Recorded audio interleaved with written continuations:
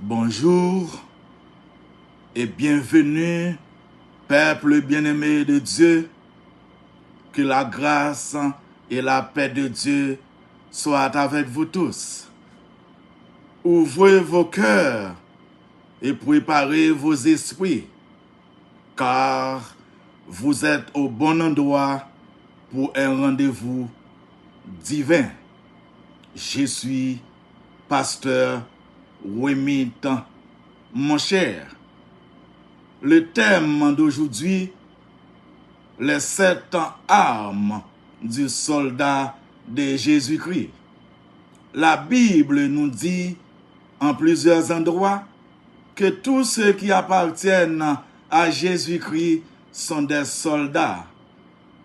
Paul dit à Timothée, combat le bon combat de la foi. 1 Timothée chapitre 6, le verset 12. Souffre avec moi comme un bon soldat de Jésus-Christ. 2 Timothée chapitre 2, le verset 3.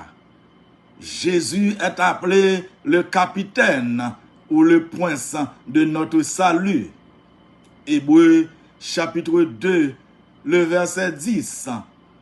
Satan est un ennemi terrible et puissant, mais la Bible nous dit de lui résister de toutes nos forces. Jacques chapitre 4, le verset 7. L'ennemi que nous combattons est Satan le diable et ses serviteurs. Il est puissant et rusé. Même si nous ne le voyons pas, il s'oppose à Dieu et à son œuvre, à ses enfants, à tout ce qui est droit et bien. Comment nous attaque-t-il? En nous envoyant des tentations. Il nous pousse à être désobéissants et rebelles. Il nous pousse à la haine, la jalousie, la méchanceté. Il insiste à voler, à mentir, à nourrir de mauvaises pensées, à être égoïste et cruel. Il s'efforce d'empêcher les enfants de Dieu de lire la Bible, de prier, de le servir. Première arme du soldat de Jésus-Christ, la ceinture de la vérité. Au moment de partir, les soldats antiques serraient sa tunique d'étoffe avec sa ceinture. Ainsi, rien ne l'entravait dans sa marche. Le soldat chrétien doit aussi être en prêt à partir, c'est-à-dire à affronter courageusement des situations difficiles. Il sera prêt s'il dit la vérité, s'il s'en fait le champion, s'il sait discerner le bien du mal, s'il est sincère. Cet amour de la vérité l'empêchera de vivre avec une conscience troublée, d'être mêlé à des querelles, à des situations louches, de devoir être puni pour une action malhonnête. Éphésiens chapitre 6, les versets 14 à 18. Deuxième arme du soldat de Jésus-Christ, la cuirasse de la justice.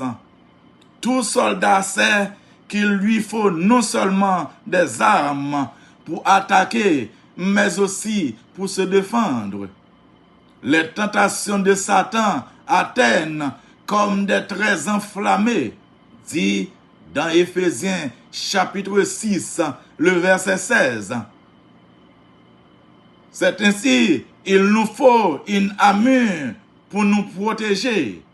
Autrefois, les guerriers portaient des armures de fer ou des côtes de mailles pour protéger le cœur et les autres organes vitaux. Maintenant, les soldats revêtent des protections spéciales en nylon, par exemple, comme les balles.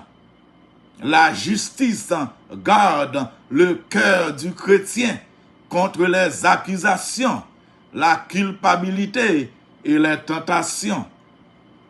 Troisième arme du soldat de Jésus-Christ, les chaussures du zèle de l'évangile. Nos pieds doivent être bien protégés. Ils nous conduisent jour après jour sur des routes où Satan a placé des pierres pour nous faire tomber, des voies latérales pour nous égarer et creuser des trous pour nous faire tomber. Si nous prenons les bonnes chaussures du zèle de l'évangile, nous franchirons tous les obstacles de la route. Éphésiens chapitre 6, le verset 15. Quatrième arme du soldat de Jésus-Christ, le bouclier de la foi. Un autre moyen Satan utilise, c'est de nous suggérer cette question. Est-ce que Dieu peut vraiment me protéger contre les tentations de Satan? Est-ce qu'il peut vraiment m'empêcher de dire un mensonge, etc.? La foi en Dieu est comme un bouclier dont je me couvre, je le brandis et des questions pareilles ne m'atteignent plus. Si Adam et Ève s'étaient servis de bouclier de la foi, ils n'auraient pas péché contre Dieu. Cinquième arme du soldat de Jésus-Christ, le casque du salut. Pour protéger et diriger ses pensées, le chrétien revêt un casque.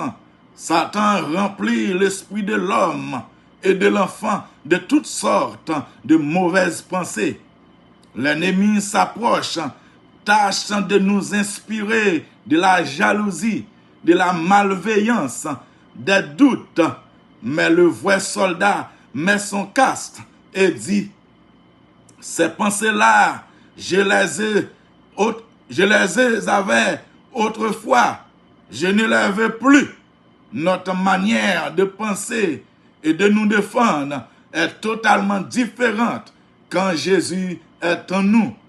2 Corinthiens chapitre 5, le verset 17. Sixième arme du soldat de Jésus-Christ, l'épée de l'esprit de la parole de Dieu. Qu'a fait Jésus quand Satan l'a attaqué et tenté dans le désert? Chaque fois Jésus a répondu, il est écrit. C'est-à-dire, la parole de Dieu dit. Jésus prononce cette parole 4 fois. 3 fois, Satan est arrêté. Et c'est un autre moyen. La 4e, il renonce vaincu. À l'aide de l'épée de la parole, Jésus a combattu Satan et l'a vaincu. Matthieu chapitre 4, les versets 4, verset 7, verset 10. Enfin, la persévérance dans la prière. Faites en tout temps par l'Esprit toutes sortes de prières et de supplications. Veillez à cela avec une entière persévérance et priez pour tous les saints. Éphésiens chapitre 6, le verset 18. Le soldat qui combat a besoin de force. Dieu la lui renouvelle s'il le lui demande. Ce n'est ni par la puissance, ni par la force, mais par mon esprit, dit l'Éternel des armées. Zacharie chapitre 4, le verset 6. C'est par la prière que nous pouvons avoir accès aux ressources infinies de Dieu et accomplir de grandes choses pour lui. Chers auditeurs et auditrices, frères et sœurs, alors que nous terminons ce temps ensemble, retenez ceci, vous n'êtes pas le fruit du hasard. Dieu a un plan parfait pour chacun de vos pas. Ne laissez ni le doute, ni la peur, ni les circonstances actuelles vous voler la paix que Christ a acquise pour vous à la croix. Merci. À la prochaine pour une autre émission. Si vous faites tomber sous Chanel, pas hésiter à activer petite cloche notification pour pas rater aucune vidéo. Quittez un commentaire et surtout partagez avec quantité de monde ou capable. Merci. À la prochaine pour une autre émission. Que Dieu vous bénisse abondamment. Merci.